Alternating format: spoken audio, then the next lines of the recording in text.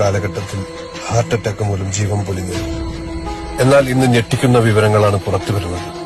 Corona vaccine നിർമ്മാണ കമ്പനിയായ അസ്ട്രാജെനിക്ക UK-യിൽ ഒരു അദാലത്തിൽ പറഞ്ഞിരിക്കുന്നത് തങ്ങളുടെ വാക്സിൻ മൂലം ഹാർട്ട് അറ്റാക്കിനും രക്തം കട്ടപിടിക്കാനും ചാൻസ് ഉണ്ട് എന്ന്. ഇതേ കോവിഷീൽഡ് വാക്സിനാണ് പൂനെയിൽ സിറം ഇൻസ്റ്റിറ്റ്യൂട്ടും നിർമ്മിച്ചുകൊണ്ടിരുന്നത്.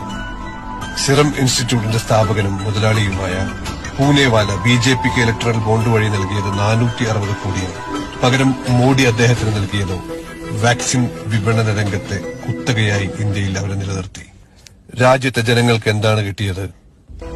സ്വന്തം ജീവൻ അപകടത്തിലായി. ഏതു സമയവും ഹാർട്ട് അറ്റാക്ക്, രക്തം കട്ടപിടിച്ചു മരണപ്പെട്ടേക്കും. യൂറോപ്പിലായതുകൊണ്ട് ഇങ്ങനെ ഒരു കേസ് ഫയൽ ചെയ്യാം. അവിടുത്തെ കോടതി ഇത് പരിഗണിക്കുന്നു, വാദം കേൾക്കുന്നു, കമ്പനിയെ വിളിച്ചു വരുത്തുന്നു, മൊഴി രേഖപ്പെടുന്നു. ഇവിടെയാണെങ്കിൽ കോവിഡ് സർട്ടിഫിക്കറ്റിൽ മോഡിയുടെ പടം ഉണ്ടായിരുന്നു. നമുക്ക് ആ ഒരു കേസ് കൊടുക്കുക, കമ്പനിയെ വിളിച്ചു വരുത്തുക. ഇവിടെ വാക്സിൻ ഉണ്ടാക്കുന്ന കമ്പനിക്കെതിരെ വാർത്ത കൊടുത്ത വയറിനോട് അത് ടേക്ക് ഡൗൺ ചെയ്യാൻ പറഞ്ഞ നാടാണിത്. അപ്പോൾ